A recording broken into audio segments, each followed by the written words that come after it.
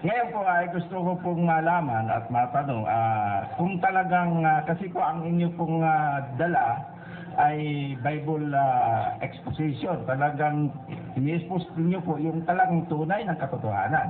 Na sabi nga niyo yung mga pastor na manluloko, no?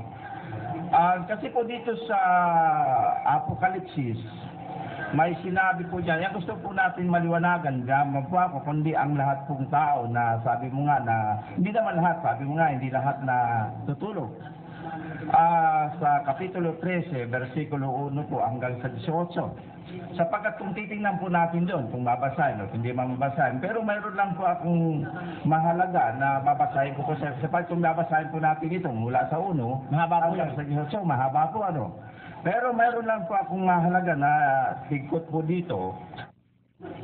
Sa 2 po, sa 13 po, umpisa natin sa 13 lang, ibinigay sa kanya ng dragon ang kapangyarihan.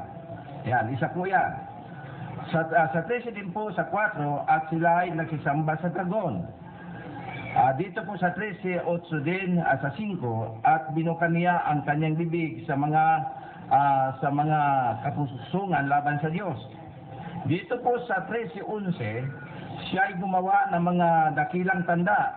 Dito po sa 13:14, at nadaya niya ang mga nanahan sa lupa. Dito po sa Apokalipsis 13:16, binigyan ng isang tanda sa kanang kamay o sa noo. Dito po sa Apokalipsis 3:18, ang bilang ng isang tao ay 666. Nais ko pong malaman kasi maaaring pigtanong na po ito sa inyo, Mr. Soriano, ng iba. Pero ako po hindi ko kasi narinig kasi malimit pa ako makinig sa radyo ay sa programa po ninyo. Sino po talaga po dito sa mga mananampalataya na iba-iba pong reliyon ang tinutukoy pong 666 para hindi po tayo maligaw? Kasi marami pong grupo ng pananampalataya na ang sabi po dito ay tao po ang tinutukoy. Ngayon, nais ko pong malaman kung sino po itong taong ito na 666 po talaga. Sino po ito? Kaya gusto po natin malaman. Ano po yan medyo mahaba-haba pong usapan niyan. Pero yung tao na yan, binigyan niya ng kapangyarihan ng dragon. Opo. Dragon ang may bigay ng power niya. Tingnan muna natin kung sino yung dragon. Yan gusto pong malaman. Basahin po natin sa 12 ng Apokalipsis 9. At inihagis ang malaking dragon, ang matandang ahas, ang tinatawag na Diablo at Satanas. Si Satanas pala yung dragon. Okay. Therefore, the power of this beast o hayop na ito ay nanggagaling kay Satanas. And how powerful is this beast or hayop? Sinabi doon sa sinabi nyo sa 16, Opo. ang lahat malalaki, maliliit, mayayaman, mga dukha, mga laya, mga alipin, basahin na natin para Opo. Mas mabuti pa po. at ang lahat maliliit at malalaki, at mayayaman at mga dukha, at ang mga laya at ang mga alipin ay pinabigyan ng isang tanda sa kanilang kanang kamay o sa noo. Therefore, he is very powerful na lahat ng tao nasasakop niya. Edukado, mal-edukado, unedukado, o mga maliliit, malalaki, malaya, mga alipin, lahat ng klaseng practically, all strata of society. Opo. Nasasakop nito. Sino po kayo ito, Brother Eddie? According to the Bible, he's a man. Tao, man. Sino nga po He itong cannot be a female, he is a man. Ang tawag po sa kanya ng Bible, he is the son of perdition. Basahin po natin sa 2 Thessalonians. Kalawang Thessalonica sa 2 at 3. Dikulin mo, men. Huwag kayong padaya kanginuman sa anumang paraan, sapagkat ito'y hindi darating, maliban nang dumating mula ang pagtaliwakas, at mahayag ang taong makasalanan ang anak ng kapahamakan. Paano sa Bicol? Dai kamo magpadaya sa kiisay man, sa anuman na paagi. Huli ta iyang dai mangyayari, kung daingo na dumatong ang pagtalikod. asin pumahayag ang tao nin kasaklan, na aki nin katampalasanan. Son of perdition, aki nin katampalasanan. Ito po tao, lalaki ito. Opo. Ngayon, ang kanya ikang bilang ay 600 at 600. Alam nyo, yung 666, may sa through biblical symbolism, we will know na ito'y imperfection. Perfect imperfection. Okay. Kasi po, the number 7 in the Bible is a perfect number. Agaya rin naman ng number 40 is a perfect number. Number 10 is also a perfect number. 3 is also a perfect number. But, because number 7 is a perfect number, therefore, number 6 is an imperfect number. Number 3 is a perfect number.